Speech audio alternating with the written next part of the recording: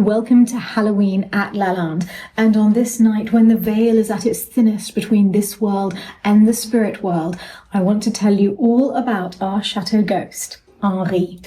I have made a video about Ahri before, and I didn't realise how long ago it was that I made it. It was back in November 2019. And when I realised that, I realised I had to make this video again. Not just because many of you won't have seen that one, because many of you will have started watching since then, but also because it made me realise just how much Ahri has done for this chateau. And that will become clear very soon. A few years ago, probably around 2015, 2016, I had a friend who was here and who'd arranged to meet with a medium. Now, I had not in any way arranged to meet the medium. It was nothing to do with me. It was about something that had nothing to do with Lalande. So I was just in the kitchen, minding my own business, when someone came through to the kitchen and said, "Stephanie, can you come please? Because the medium needs to speak to you." Now, this was very surprising to me because I hadn't met her. She didn't know I was there. But obviously I came running through very curious. And she said to me, "I must tell you that there is someone standing here beside me who wants to speak with you."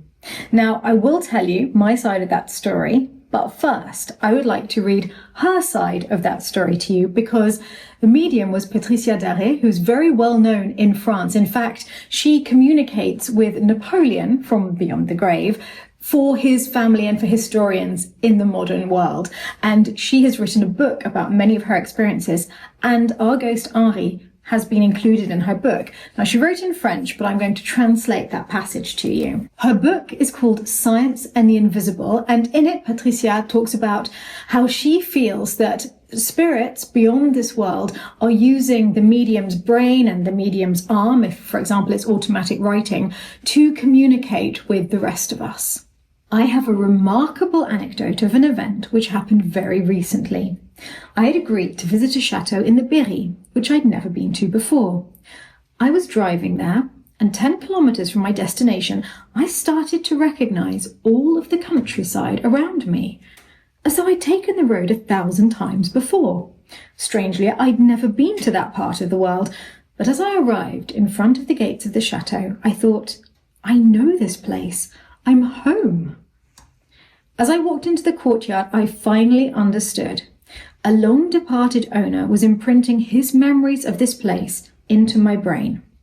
Upon entering this imposing chateau, I met the current proprietor, a charming Englishwoman who's renovating the building and organising musical events there. This was back in the days when I was running musical workshops, so it's long before the bed and breakfast as we know it now, and it was before I started the vlog. I quickly saw that someone was expecting me. A spirit whom I could see was standing behind her. It was a tall, elderly gentleman with a lofty brow. His demeanour was sad and austere, but he seemed very kind. I told the woman of his presence and relayed his words to her. Ahri is here with us.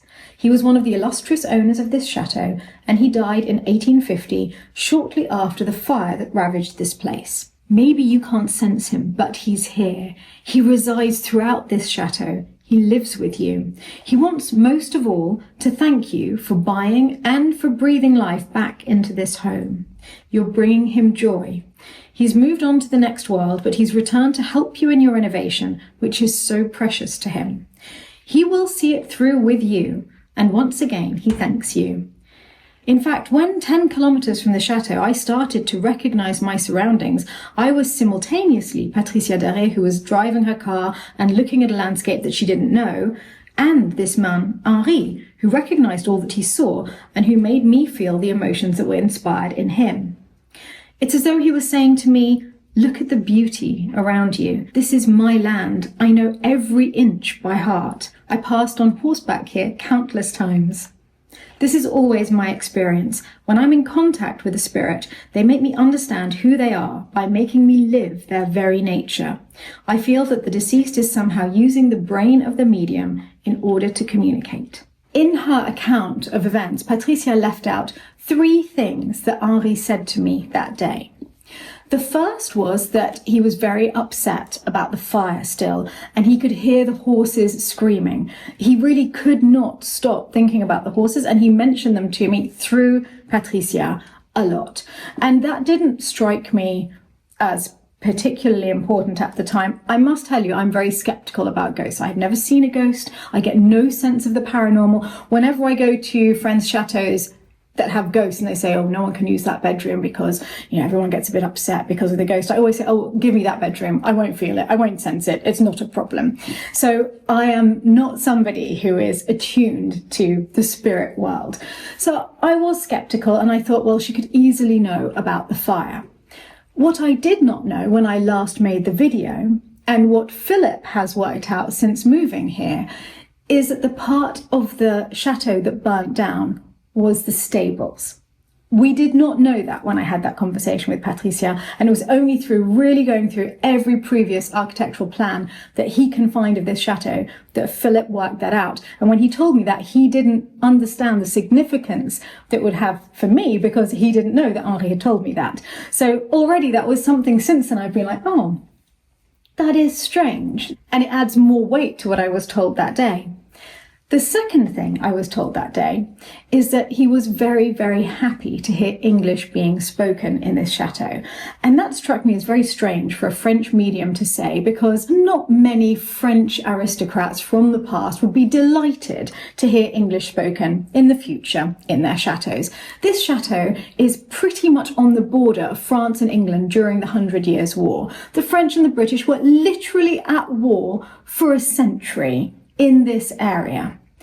But what Patricia could not possibly have known is that when I bought the chateau, the previous marquis said to me, we are so happy that you are speaking English because we were brought up speaking English at home at the table with our parents.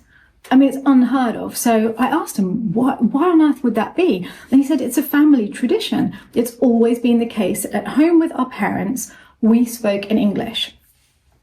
And I suspect the reason for that is that their ancestor, the first one to live at Lalande, had escaped during the revolution to England with his family. So his father was the one that had taken him to England when he was still a child.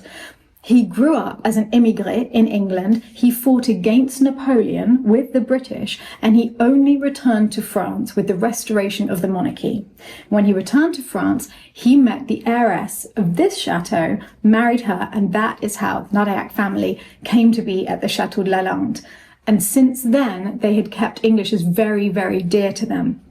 Now, again, since I met Patricia, and since I spoke to Ahri, Phillip made another discovery up in the attic. He found a letter that was written by the man who would have been the Marquis of this chateau if he hadn't died in the 1960s, very young, going to visit his fiancée in Germany. As the eldest son, he'd been brought up to take over this chateau. He'd even been to agricultural college to learn everything he needed to help all of the tenant farmers, because at the time it was 10 times bigger an estate than it is now, with many, many farms, and he was passionate about the land.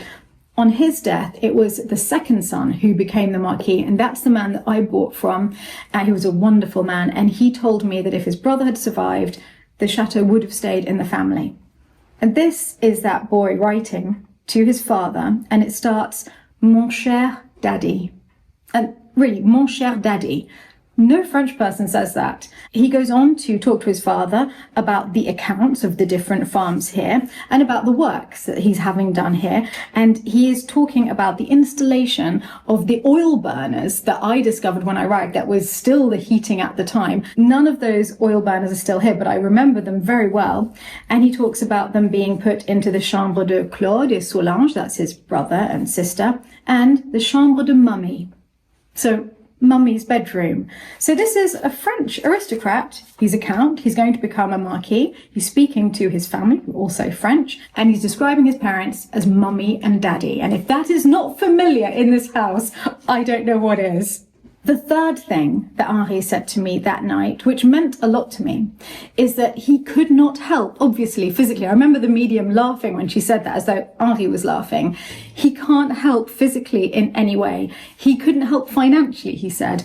So he would help by drawing the right people to help in the restoration of Lalande.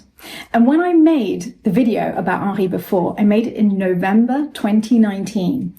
And already I was saying that he had done that because he had sent the most wonderful volunteers from all over the world. And already I had met Marie and I had met Natty, and life as I knew it was changing. So when I filmed that video, I was already thanking Ahri. You have done what you've said. Thank you so much, Ahri. You've sent these wonderful people I'm living with. They are helping me to live in this chateau. They're helping to bring it back to life. The future was very bright to me then. But little did I know that 3 months later, COVID would strike and everything would change here at Lalande, because I suddenly lost all of my bookings for the whole year. And so I started a Patreon account, and at the same time, people went into lockdown and had very little to do. So started watching YouTube and my channel exploded. And all at once, not only did I have these wonderful people living with me, but Ahri had somehow brought the Chateau de Lalande to the attention of the whole world, and I was getting support from every corner of the globe, and my Patreon account absolutely exploded. Today we have over 5,000 patrons helping the Chateau de Lalande, and the YouTube ad revenue has helped enormously. So if you're not a patron and you're just watching, you are helping so much you cannot imagine. And between the two of ad revenue and patron revenue, we've been able not only to employ the volunteers that were helping me back then, so Natty and Marie are now employed here, but we have been able to restore the chateau in a way that I could never have dreamed of. Especially the chapel. That's a renovation that so far has cost over 600,000 euros, would have been absolutely impossible without all of you. And I thank Ahri for that. I thank him every day because I want to believe in him so badly. And I truly think that there's no other explanation. And not only did he help me to restore his home, but he also sent me Phillip. And I know it sounds crazy, but I really think Ahri had a hand in choosing Phillip for me. I mean, we're talking about a 24-year-old boy who arrived as a volunteer. It's true, Phillip. And you kept saying things to me. I remember we were standing in Chambre Perse, and Phillip said to me, when it was still a bedroom, he said, I think this was the main room of the chateau, and I think that there will be beams, painted beams above here, and just have a look at the beams.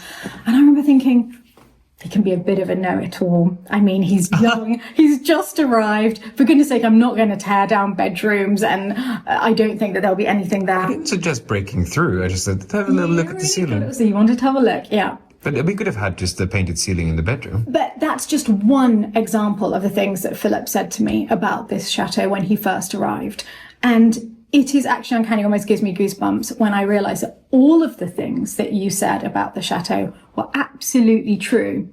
And this is a man who had no official training in architecture or historical architecture, and yet you have an uncanny sense for this building. For all buildings, actually, but especially Lalande, you do have some kind of sense of this place.